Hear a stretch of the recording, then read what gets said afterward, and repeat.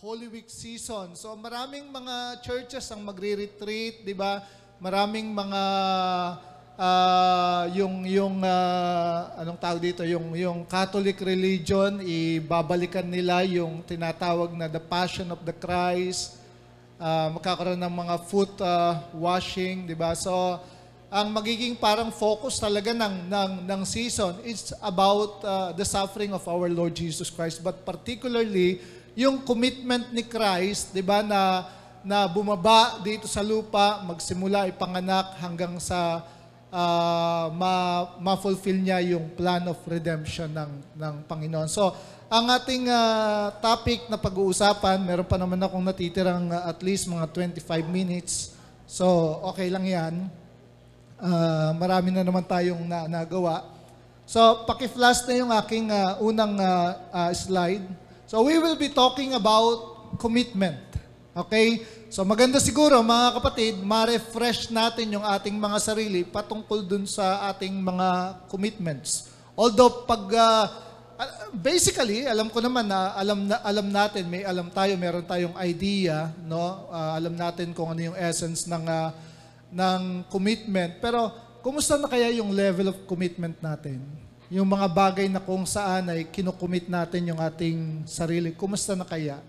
Yung ano kaya? Nag-i-increase ba yan? Nagiging mas committed ba tayo as years goes by? Habang tumatanda tayo dun sa ating pagiging Kristiyano, mas nagiging committed ba tayo? Or mas nagiging committed, no, dun sa ating mga commitment na ginagawa. So pag pinag-usapan, mga kapatid, ang word na commitment, it's either you're in or you're out.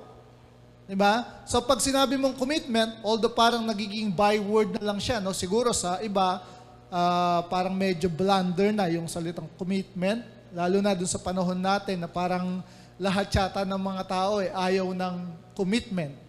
Diba?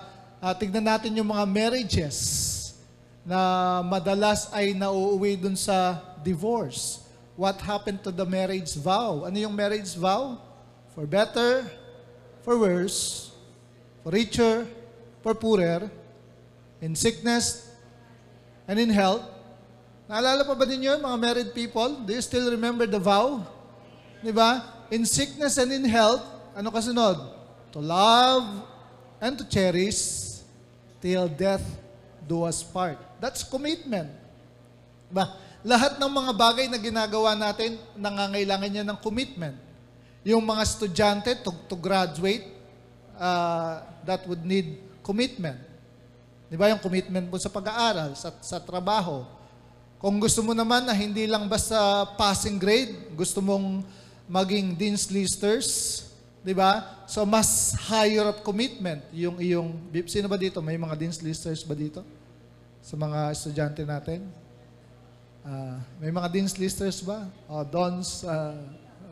Okay.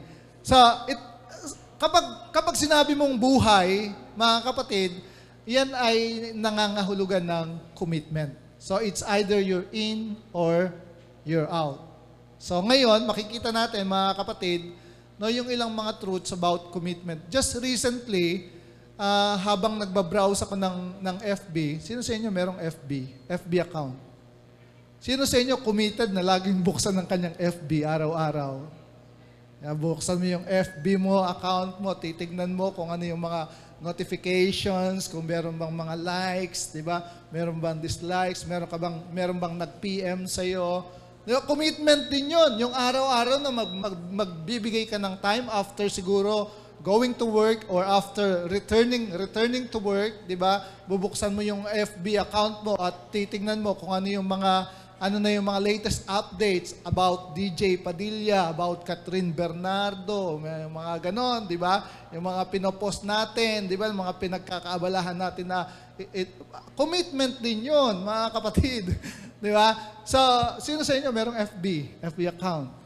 Okay. So, recently, meron akong isang picture na nakita na it tells us something about commitment. No? Nung makita ko itong picture na to sa FB, sabi ko magandang magandang illustration or magandang example about dun sa salitang commitment. So, ito pa yung picture, gusto ko siyang i-share sa inyo. It really caught my attention nung makita ko siya. Ito po ay tungkol dun sa dalawang bata. Pagmasdan po ninyo sila. Okay, dalawang bata, siguro mga 10, 11 years old, na talaga namang engrossed dun sa kanilang pag-worship. Nakita ba ninyo yan? Sino sa inyo nakita yung picture na yan? Ayan. Sinare ko rin yan dun sa aking timeline na with the anong tawag dito na nakalagay doon na the heart of worship is the worship of the heart, 'di ba? It's not theatrical, it's not flamboyancy, 'di ba? Kundi yung pag-worship natin doon sa heart. Talaga naman tignan mo sila no na engrossed sila, walang pakialam doon sa paligid, basta ang alam nila that time they are in the presence of God. 'Di ba? Meron ba tayong nakikita na i-compare ba natin yung ating sarili dito na habang nag-worship tayo? Di ba? So, may hawak pang, Bible. Di ba? Pareho silang may hawak na Bible. At ang Bible nila, mga kapatid, at their young age, talaga namang, medyo sabihin natin malapit ng magkanda punit, dog-eared na siya. Ibig sabihin malapit ng lumaylay yung mga pages niya, no? So, ang sabi nung nakakuha ng picture, ito yung naging comment nung naka-observe no dito sa dalawang batang ito na totally engrossed sa kanilang pag-worship sa Panginoon. Sabi nung nag-take ng picture at saka nag-post sa FB, sabi niya, I have nothing against modern worship. Ano ba yung modern worship? Yung panahon natin ngayon, di ba? Ay, gusto ko umattend sa ganitong mega church kasi, ang ganda ng kanilang praise and worship. Di ba? Kapag yung worship doon, parang lagi kang nasa concert. Di ba? Merong lumilitaw na pausok. Di ba? Para kang nasa langit. Tapos bigla na lang merong lilitaw mula sa taas, naka-harness. Di ba? Naka-harness. Tapos merong pakpak, lumilipad. Di ba? So, parang, alam mo yon yung tinatawag nilang modern worship na parang, kaya nangyayari ngayon, doon sa mga Kristiyano, hindi naman doon sa parang gustong makasakit, pero, ang nangyayari sa maraming Christians, ang hinahanap na nila ngayon doon sa praise and worship is more on theatrics. Alam mo yon? Parang nakatingin na dun sa mga panlabas na bagay. Yung galing ng worship team, yung ganda ng mga musical instruments, yung ganda ng venue, di ba? Nagiging tinatawag na parang ang hinahanap natin is convenience. Wala namang masama dun sa convenience, pero kung sasabihin mo na, ay, hindi ako a-attend dyan kasi hindi aircon. Hindi magaling ang worship team. Diba? Walang pausok. Okay? So, yun yung nangyayari dun sa modern worship. Sabi niya, hindi naman siya against doon. As long na nandun yung pinaka-heart, yung pinaka-puso ng pagsamba. So, sabi niya, however, this picture of these two young boys touched me deeply and spoke to my spirit. Notice, sabi niya, the plastic chairs. Pansinin nga naman ninyo yung mga upuan. At least itong mga upuan natin, na silya natin, pare-pareho kulay. Di ba? Pare-pareho yung model. Di ba? Uratex. Pero sila, mga kapatid, pag tinignan mo, eto, green. Yun, white. Eto, brown ba yan o maroon? O red? Di ba? So sabi niya, notice the plastic chairs, dirt floor, no special lighting or dry ice, and also note the tattered condition of the boys' Bible. That book is being used. Panahon natin, modern church, may nagdadala pa ba ng Bible? Ngayon. Kasi yung inyong mga, kung hindi ka na nagdadala ng Bible ngayon, kasi meron kang state-of-the-art, high-tech, di ba, na cellphone or smartphone or Android phone na meron kang application ng Bible application. Sino sa inyo medyo modern yung kanyang smartphone. May smartphone siya, Android. Merong application ng Bible. May Bible ang cellphone nyo. Malaking bagay yung technology kasi dala-dala mo yon kahit nasa bus ka, di ba? Pwede mong buksan. Pero mga kapatid, ang punto dito, kung wala ka nang Bible na hawak na ganito, tapos meron kang smartphone at walang application ng Bible, that says something about your commitment. Tama? Tama ba yon? Are you there? Andiyo pa kayo? So siya, sabi niya, tattered na yung Bible, pero talagang hawak habang nagwo-worship. Hindi ko naman sinasabing gayahin natin, but I'm just saying, what I'm trying to say is yung spirit of commitment nandoon. Okay? Sabi niya, that's probably why he has reached such passionate heights in worship and touching God's holiness. Worship, sabi niya, is not, worship is not entertainment. Okay? Uy, natuwa ako sa praise and worship natin. Na-entertain ako. So worship is not about entertainment. Kung gusto mo ng entertainment, punta ka sa showbiz. Okay? Pero parang gano'n na rin minsan nangyayari sa church. Parang nagiging showbiz na rin. Lalong-lalong siguro dun sa mga mega church na tinatawag. Okay. It's not entertainment. It's not enhanced by props or how talented or loud the musicians are. We do not approach God based on sights and sounds, but a deep revelation in our spirit of the one who is being worshipped. Maintindihan po natin? It's the heart. No, the heart of worship is the worship of the heart. It's a commitment. So, ibig sabihin, sino man ang nakatayo dyan, kulang man yung instrumentalist, you still worship. Additional factor na lang yung magaling yung worship team, di ba? Magaganda yung sound system. Praise God, we are blessed. Blessed tayo ng mga bagay na yun. Meron tayong mga talented na worship ministers, praise and worship team. Amen? Palakpakan natin sila. At meron din tayong magagandang sound system. Ibig sabihin, we're blessed by God. Siguro dahil nakita ng Panginoon yung ating naalala ba niyo yun, nagsisimula tayo? Yung di ganun na, anong tawag doon? Yung Manila paper.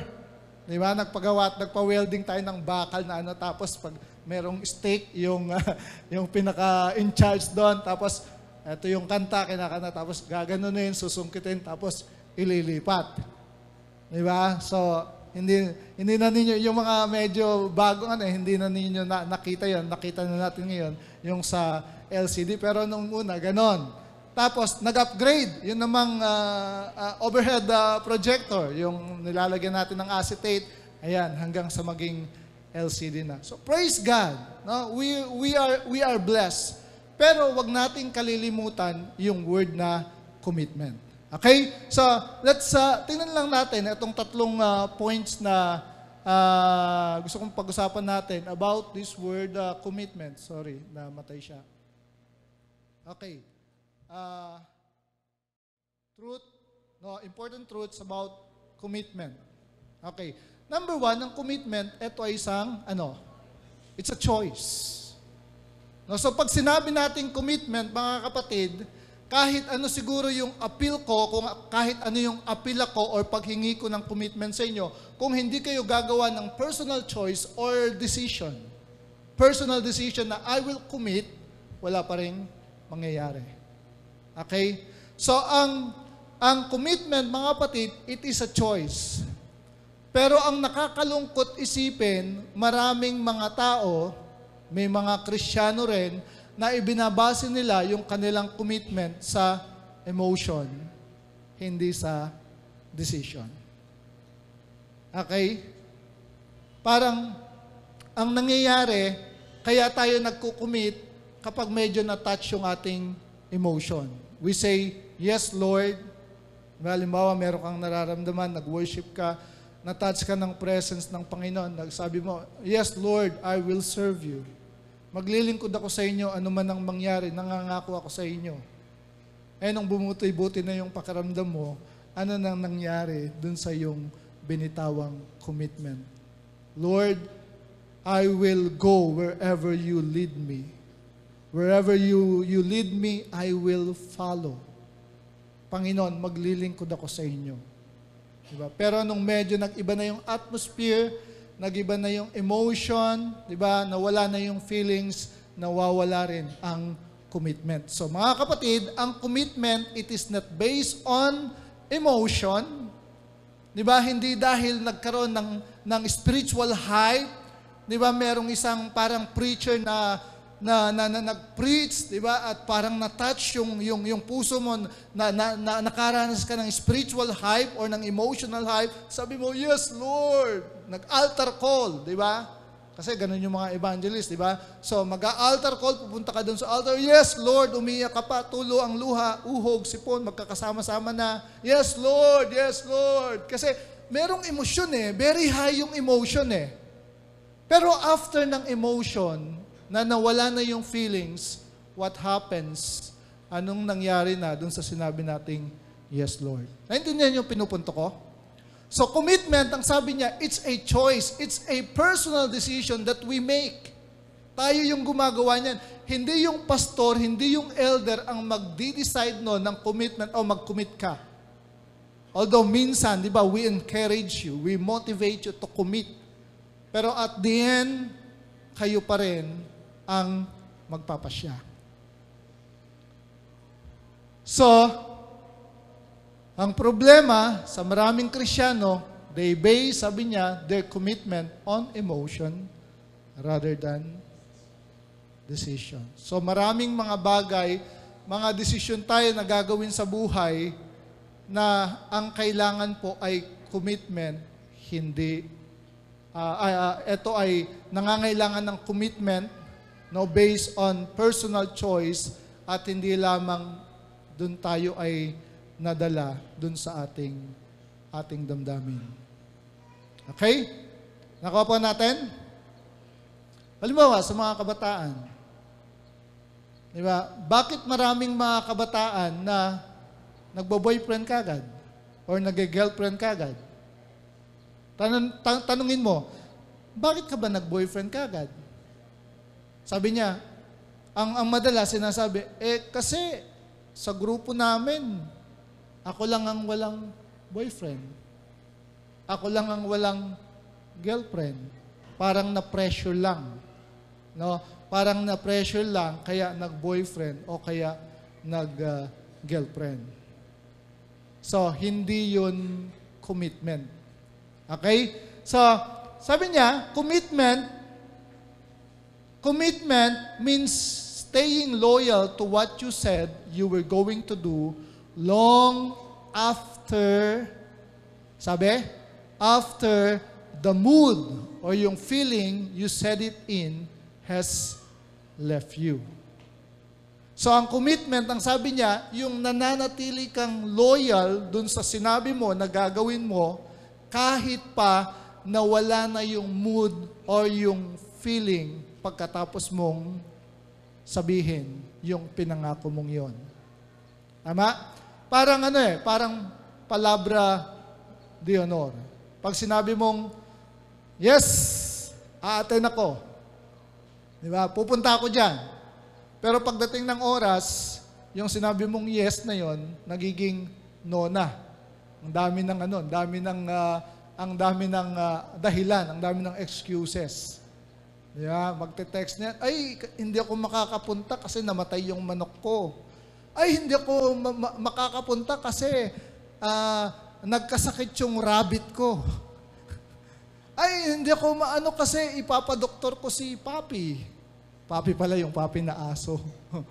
Okay, so, yung yes, di ba, yung yes, after na magsabi ng yes, ito ay nagiging, ito ay nagiging no na. So sabi niya, ang commitment, yung pananatiling loyal dun sa sinabi mo after na mawala na yung mood or yung emotion pagkatapos mong sabihin yon. That's commitment. So it's a personal choice that you make. Okay? Malinaw pa yon? Pangalawa, ang commitment, ito po ay sign or mark of maturity. Okay? Commitment is a mark or parang katangian yan ng isang mature na person.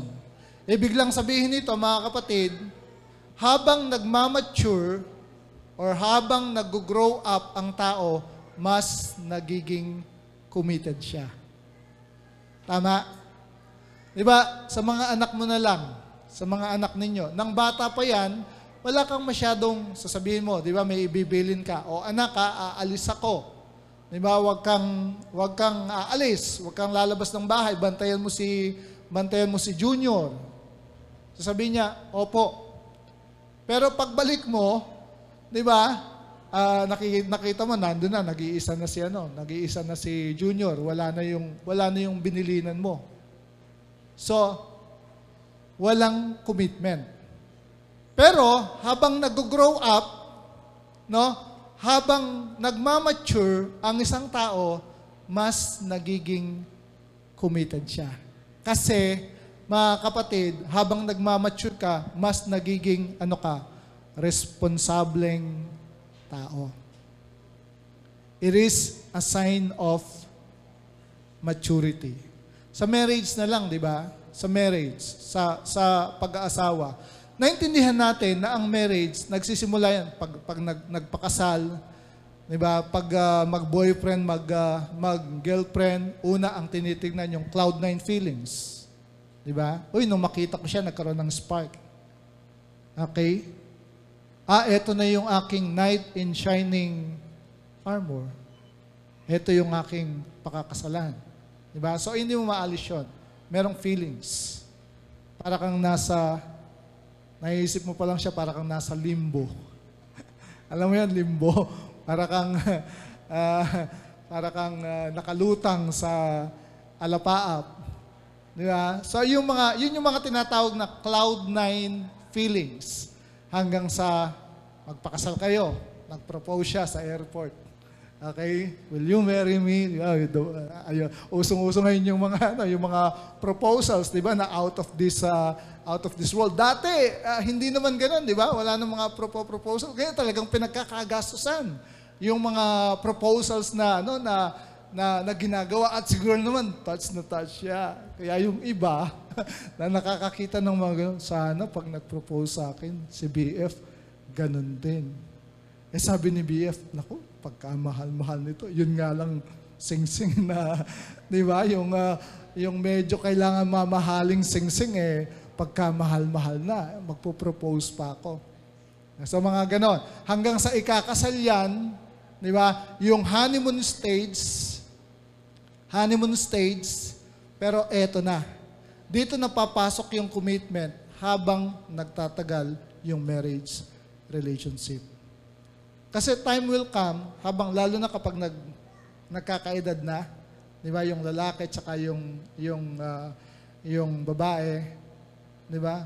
Paggising mo sa umaga, titingnan mo yung asawa mo, parang hindi natin pinakasalan ko 10 years ago. Doon ngayon, pumapasok yung commitment. In other words, mga kapatid, ang commitment nagle-level up. Okay? Habang nag-grow, habang nagmamature ang tao, mas nagiging committed person siya. Ganon din sa pagiging Kristyano, dun sa spiritual life natin, habang nag-grow ka dun sa iyong spiritual life, habang supposedly, mga kapatid, habang tumatagal ka dun sa iyong pagiging Kristyano, mas nagiging committed ka sa Panginoon, mas nagiging committed ka dun sa mga relationships mo, mas nagiging committed ka dun sa mga bagay na ikinukumit mo yung sarili mo.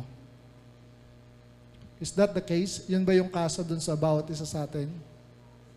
Na habang nagmamature, habang tumatanda dun sa pagiging Kristyano, mas lalong nagiging committed. Sino makapagsasabing ganon? Yung iba parang alam niyo yun yung sinasabing, minsan sinasabi nila dun sa mga matatanda, eto tumatanda ng walang sinasabi, walang pinagkakatandaan. Ibig sabihin, habang tumatanda, habang tumatagal, imbes na maging committed, kumikitid ang utak. Di ba? Yun ang nangyayari. Okay? So, supposedly, pag sinabi mong nagmamature, di ba? Pag sinabi nating nag-grow ka na in age, sign of ano yun eh. Supposedly, pag nag-grow ka in age, nag-grow ka rin in other areas ng buhay mo. Mas nagiging responsable ka, mas nagiging committed ka na person. So, it's a sign of maturity. Okay? So, makikita mo ang isang Kristiyano na mature kasi kahit hindi mo na sabihin na, oh, sister, ganito Di ba? Oh, pag Sunday yung bang, alam niyo yon na kapag hindi ka finalo up, hindi ka na a-attend. Alam mo yon, pero tanungin mo, ilang taong ka ng Kristiyano? 10 years na po. 15 years na po akong Christian.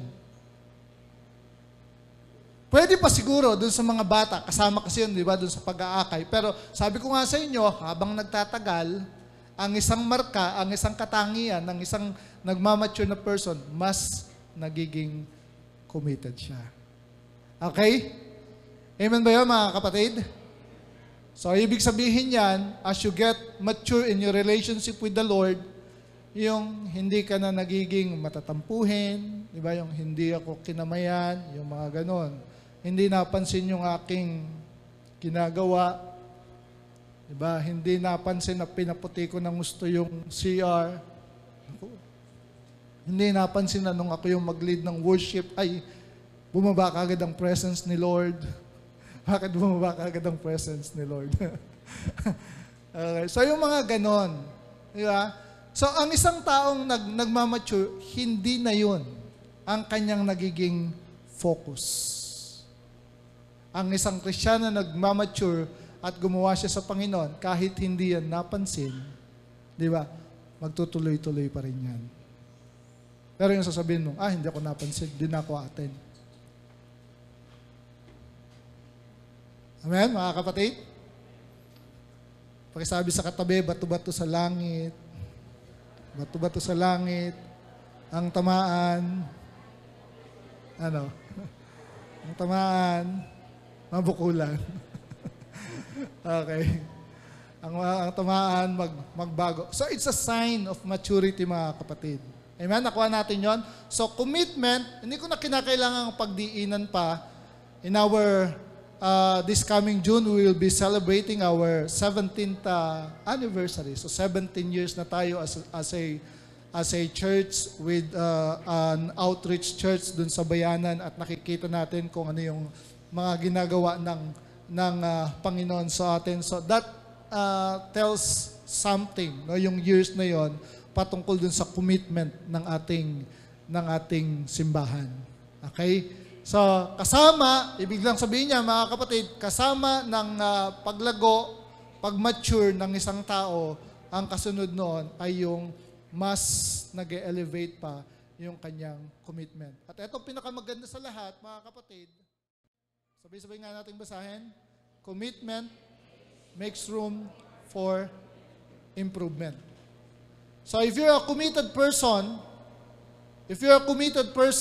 mas lalong nag-i-improve yung pagkatao mo. Okay? Committed ka dun sa iyong Bible reading, of course, nag-grow ka spiritually, committed ka dun sa mga relationships mo. Nakikita yan eh. Ang word na commitment, no, synonymous yan with the word faithfulness, dedication, devotion. Halos magpipinsan yan eh. Magkakapatid yung mga salitang yan eh. So pag sinabi mong commitment, tingnan nyo sa dictionary, kay paring Webster, ang sasabihin niya, synonyms, faithfulness, dedication, devotion. Those are similar words, no, na katumbas nung commitment. So, ang isang tao, kapag siya ay committed, kapag ikaw ay committed person, it makes room for improvement.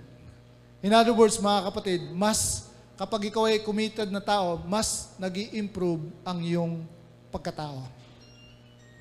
Mas nagkakaroon ng space, no, para dun sa blessing ng Panginoon sa iyong buhay. Tingnan natin tong verse na to sa Matthew 25 verse 21 and 23.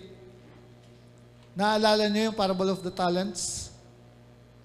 Nabasa na natin, di ba? Yung talinghaga nung pinagkatiwalaan ng salapi.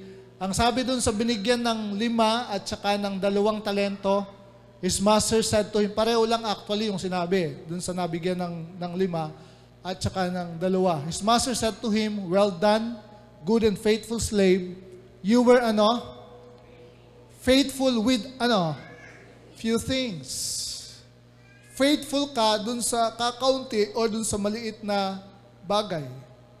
So ang prinsipyo ng salita ng Diyos, great things, di ba? Start from small beginnings.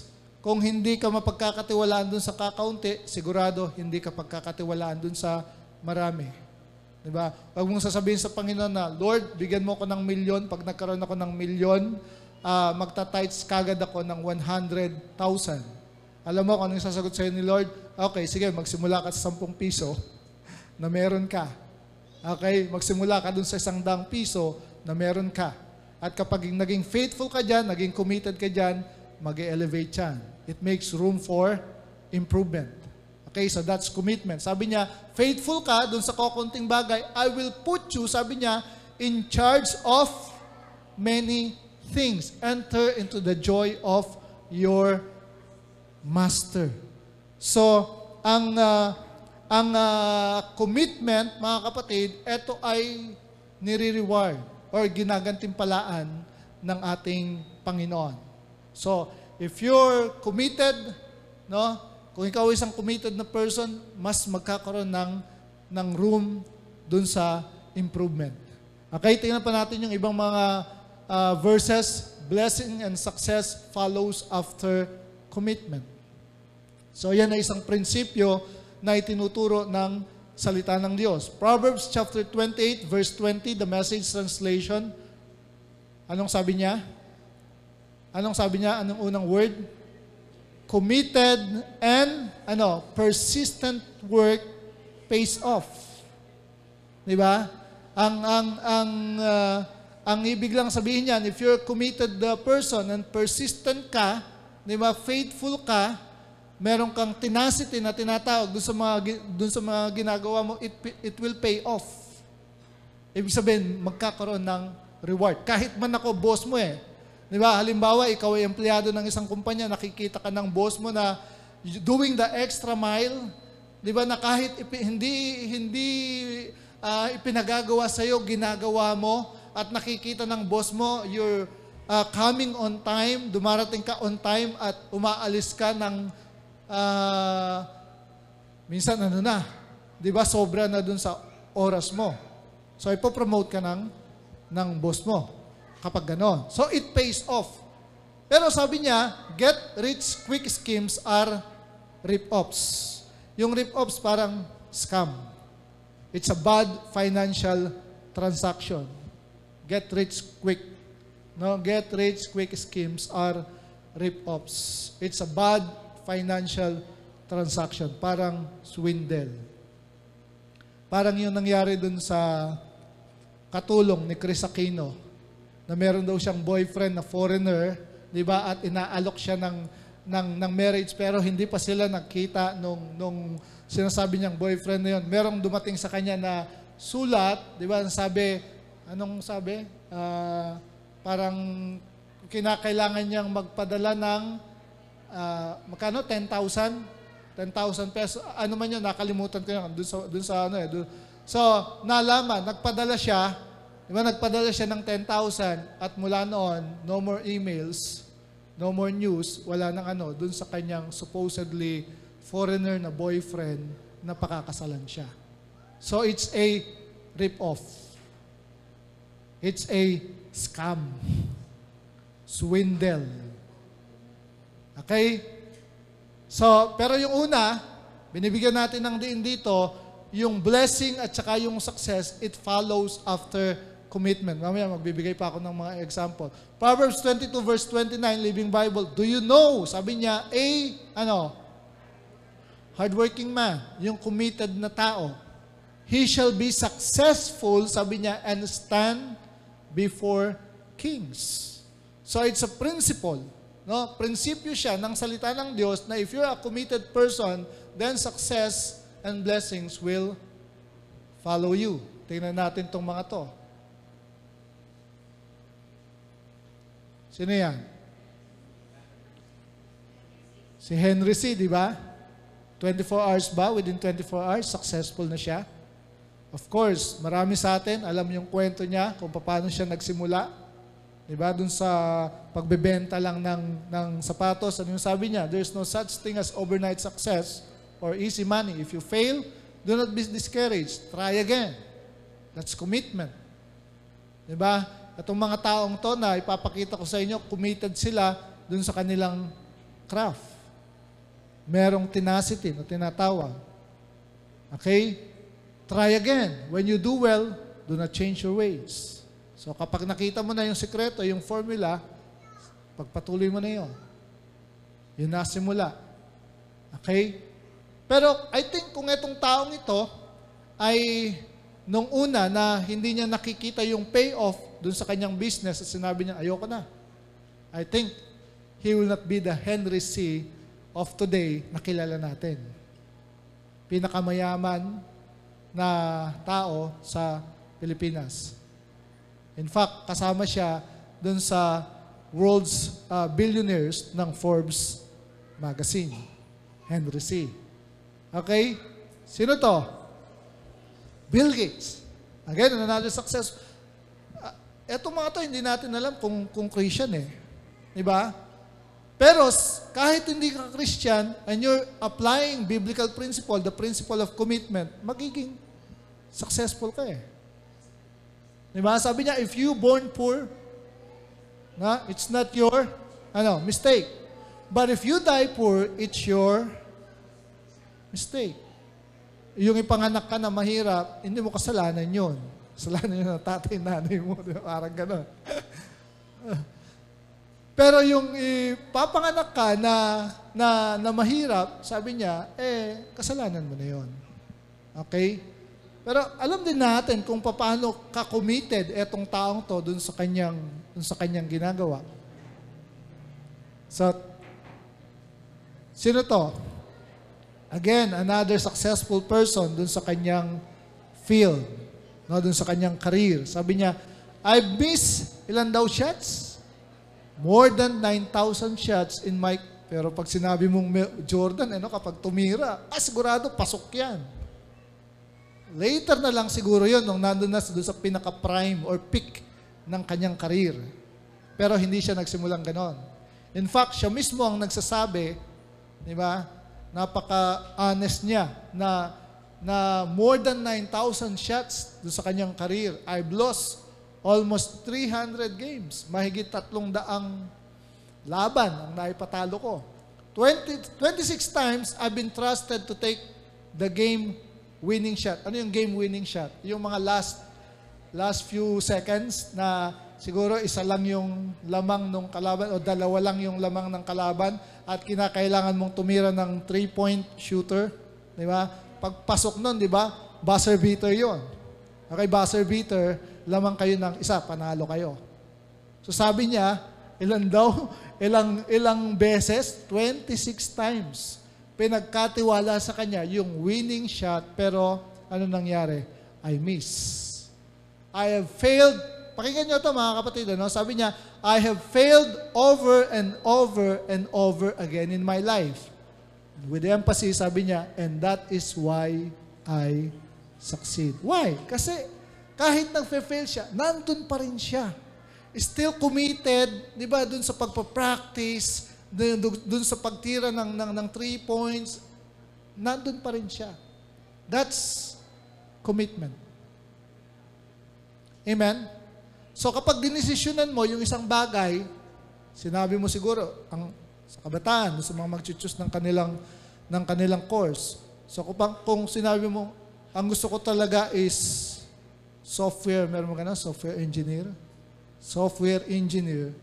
Nag-decide ka na ganon, then be committed.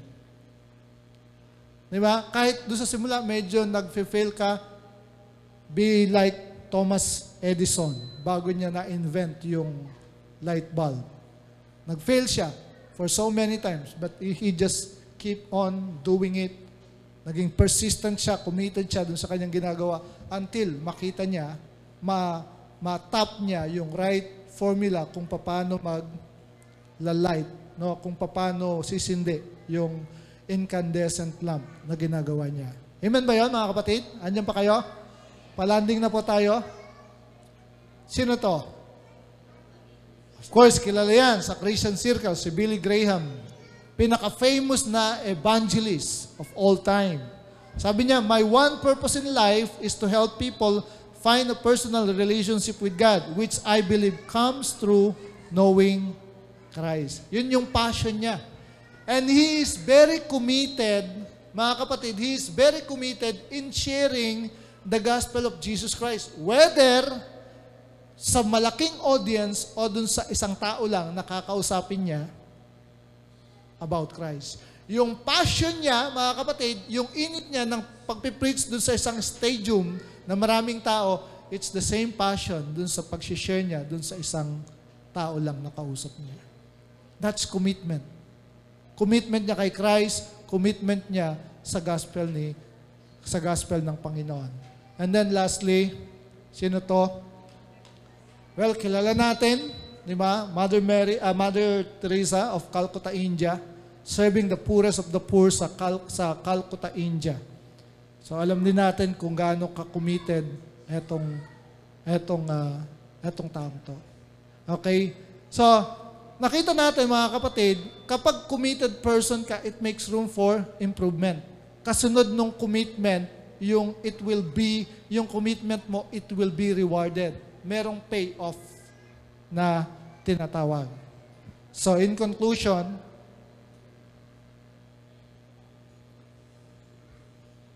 gagamitin natin yung word na faithfulness, similar with commitment. Faithfulness breeds fruitfulness. Amen?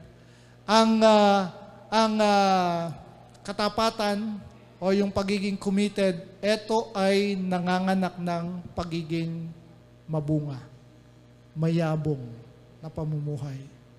So if you want to succeed in life, kung gusto mong maging successful, kung gusto mong ma-bless dun sa lahat ng mga endeavors mo, be a committed person. It's a choice na ikaw lang yung makakagawa. And as you go along, magiging mark yun, sign yun ng iyong maturity. And then thirdly, it will be rewarded. Amen? Tayo po'y manalangin. Panginoon, maraming salamat po. At sa simpleng pag-uusap namin, Lord, about commitment, alam namin na ito yung ninanais po ninyo, ito yung ninanasa po ninyo para sa aming mga buhay. Lord, habang nag-grow po kami sa aming relationship sa inyo, salamat po na mas nagiging committed person po kami, nagiging committed po kami sa aming pamilya, sa aming asawa. Lord, mas nagiging committed po kami sa aming relationship sa inyo, mas nagiging committed po kami dun sa mga ministries na ibinigay po ninyo sa amin. Lord, salamat po na sa lahat ng bagay na ito, Panginoon, ay nakikita po namin ang inyong pagkilos, ang inyong paggawa sa aming mga buhay.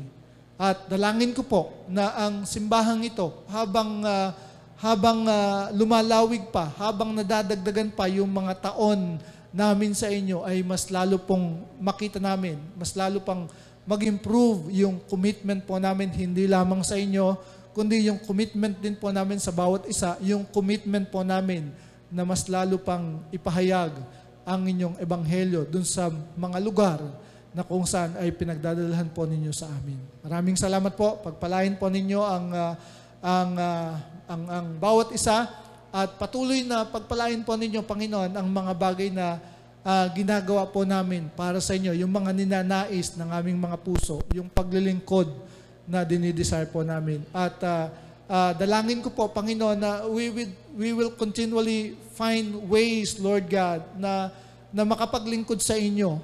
Hindi man dun sa mismong Sunday fellowship, Lord God, kundi dun sa mga opportunities na binibigay po ninyo sa amin, Panginoon. Sa mga kaibigan, sa opisina, Lord, sa isang outreach, or kung anumang bagay yan na gusto po ninyong ipagawa sa amin, ayon dun sa dinidesire ng aming mga puso.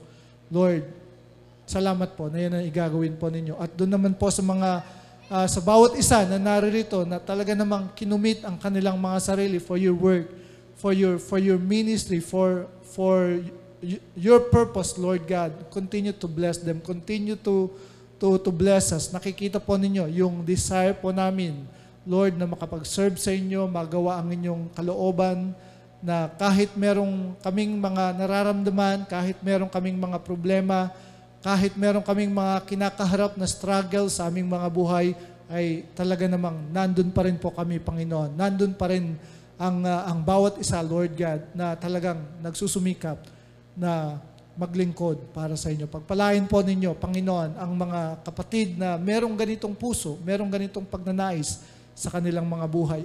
Ibigay po ninyo ang kanilang pangangailangan, yung nangangailangan, Panginoon, ng kagalingan, ng encouragement, Lord God. Lord, ibigay po ninyo. You know them, Lord God. You know us one by one. No, walang need ang bawat isa sa amin, Panginoon, na nami-miss ng inyong mga mata. Nakikita po ninyo yan, Lord, at naniniwala ko na tinutugunan po ninyo yan in your own special way, Lord God. Lord, alam ko po na meron po dito, meron po kayong mga anak na naririto na merong mga needs, Lord God. Pero still, nandito pa rin sila, willing to serve you, willing to be used by you. So Father, I just pray, Lord, na i-meet po ninyo sila at ibigay po ninyo, Panginoon, yung kanilang pangangailangan, Panginoon. Healing, Lord, health, strength, inspiration, motivation, Lord God. Lord, give us what we need, Lord God, so that we can continue on serving you and glorifying your name, Lord God. Salamat po sa inyong papuri sa pangalan ni Jesus. Amen and amen. So, pagpalain po tayo ng Panginoon. So, para dun sa